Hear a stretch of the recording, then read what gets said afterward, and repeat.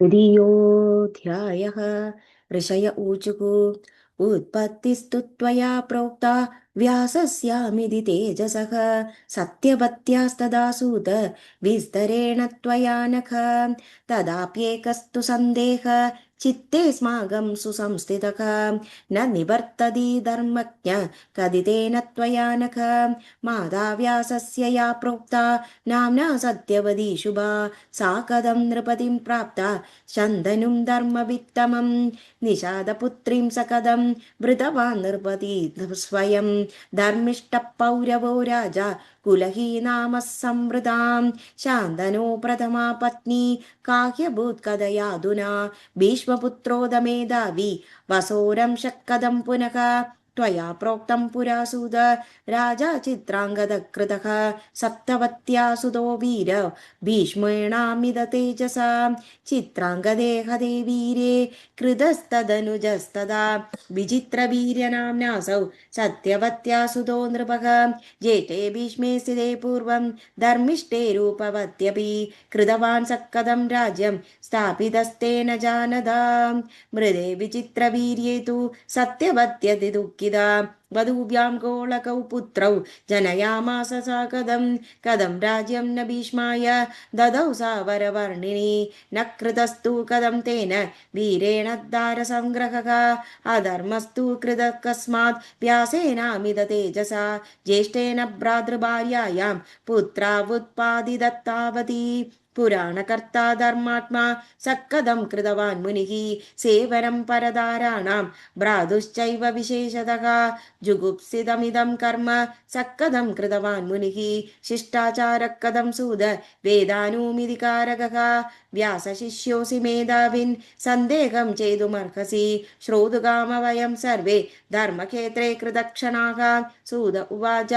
इक्ष्वाकुवंशप्रभवो महाभीषत्सिति स्मृतः सत्यवान् धर्मशीलश्च चक्रवर्ती नृपोत्तमः अश्वमेधसहस्रेण वाजपेयशतेन च तोषयामास देवेन्द्रं स्वर्गं प्राप महामतिः एकदा ब्रह्मसदनं गदो राजो महाभिषः सुरा सर्वे जगा जग्मुः सेवनार्थं प्रजापतिम् गंगा महानदी तत्र संस्थिता सेवितुं विभुं तस्यावासः समुद्धूतं मारुतेन तरस्विना अधोमुखासुरा सर्वे नव्विलोकेव ताप्सिताः राजा महाभिषस्तां तु निषङ्गः समपश्यत साभितं प्रेम संयुक्तं नृपं ज्ञातवदीत्यधि दृष्ट्वा तौ प्रेम संयुक्तौ निर्जलौ काममोहितौ ब्रह्माचुकोपतौ चूर्णं शशाभ पुरुषान्विदः मर्त्यलोकेषु भूपाल जन्म प्राप्य पुनर्दिवं पुण्येन महताविष्ट त्वम् आपास्यसि सर्वदा गंगां तदोक्तवान् ब्रह्म वीक्ष प्रेमवतीं नृप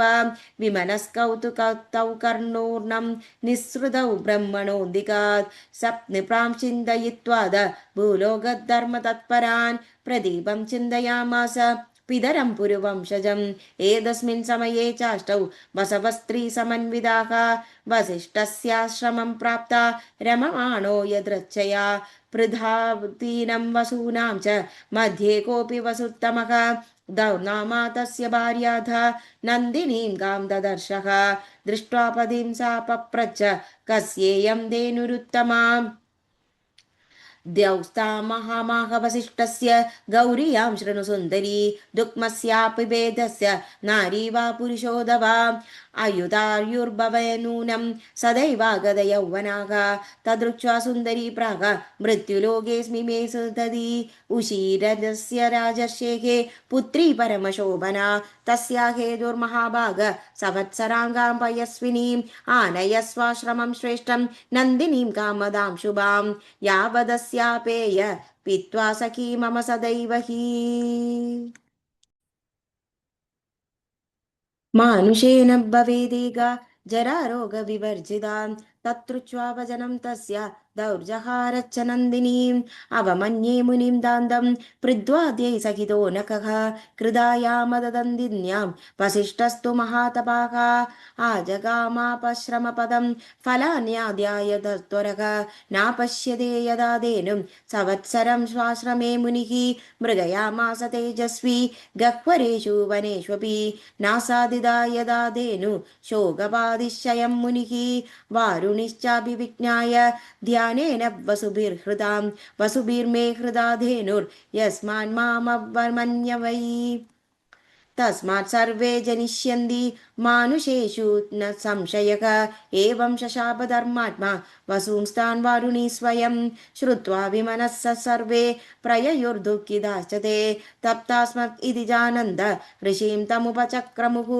प्रासादायन्त स्मृशिं वसवः शरणं गदाः मुनिस्तानाः धर्मात्मा वसून्दीनान् पुरस्थितान् अनुवत्सरं सर्वे ते शापमोक्षम् अवाप्स्यत येनेयं बृहदा धेनुर्नन्दिनी मम वत्सला तस्माद्यौर्मानुषे देहे दीर्घकालं वसिष्यति ते सप्तापदि तच्चिन्तिं गङ्गाद्रंश्रा सरिद्वराम् ऊजुस्तां प्रणिता सर्वे सप्तां चन्दातुरां नदीं भविष्यामो वयं देवी कथं देवासुदाशनाः मानुषाणां च जडरे चिन्देयं मखदीहिनः तस्मात् त्वं मानुषी भूत्वा जनयास्मान् सरिद्वरे शन्दनुर्नाम राजर्षिर्तस्य भार्या भवानके जादान् जले चास्मान् निक्षिप्स्वसुरापगे एवं शापनिर्विमोक्षो भविदानात्र संशयः तद्येदुक्ताश्च ते सर्वे जग्मुर्लोकं स्वकम्पनः गङ्गापि निर्गदा देवी चिन्त्यमाना पुनः पुनः महाभिक्षा नृपो जातः प्रदीपसृत्सुतस्तदा शन्दुर्नुर्नाम राजर्षिर्धर्मात्मा सत्यसङ्करः प्रदीपसुसुतं चक्रे सूर्यस्यामिद तेजसः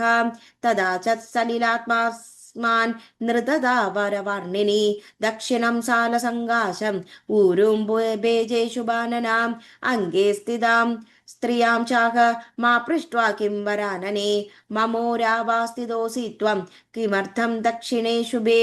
सा तामाह वरारोह यदर्थं राजसत्तमा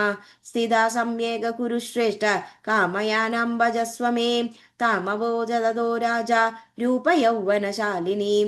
नाहं परस्त्रियां कामात् गच्छेयं वरवर्णिनीं स्थिता दक्षिणत्मूरुं मे त्वामाङ्क्लिश्य च भामिनी अपत्यानां स्नुनाशानां च स्थानं विदिशुरिस्थिते श्नुना मे बे कल्याणी जादे पुत्रे दिवाञ्जिदे भविष्यदिच्छ मे पुत्र तव पुण्या न संशयः तदेत्युक्त्वा गदा सा वै कामिनी दिव्यदर्शना राजा चापि गृहं प्राप्त चिन्तयंस्तां स्त्रियं पुनः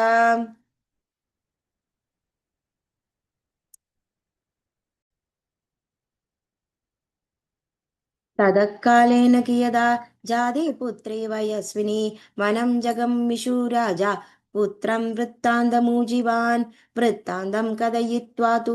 पुनरुजे निजं सुतं यदि प्रयादि सा बाला त्वां वने चारुहासिनी कामयानावराराः त्वां वाजेदा मनोरमां न प्रविष्टव्यात्यैव वासीमग्निनो यागा नराधिपा धर्मपत्नीं च दां कृत्वा भविता त्वं सुखी किल सूत उवाच एवं सन्दिश्य तं पुत्रं भूपदी प्रीतमानसः दत्त्वा राजश्रियं सर्वां वनं राजा विवेशः तत्रापि च तपस्तप्त्वा समाराध्य पराम्बिकां जगाम स्वर्गं राजसां देहं त्यक्त्वा स्वतेजसा राज्यं प्राप्य महातेजाः शन्तनु सार्वभौमिकं प्रजा वै पालयामास धर्मदण्डो महीपतिः इति श्रीदेवी भागवते द्वितीयस्कन्धे तृतीयोऽध्यायः सर्वत्र गोविन्दनामसङ्कीर्तनं गोविन्द गोविन्द